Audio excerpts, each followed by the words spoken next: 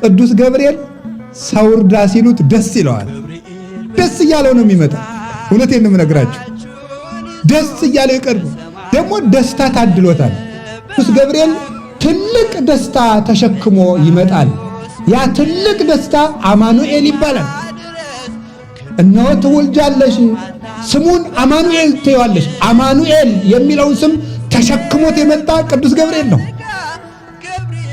ሐዘን ለነበረበት ዓለም ለመጀመሪያ ጊዜ የመጀመሪያውን ደስታ ይዞት የመጣው ቅዱስ ገብርኤል ነው።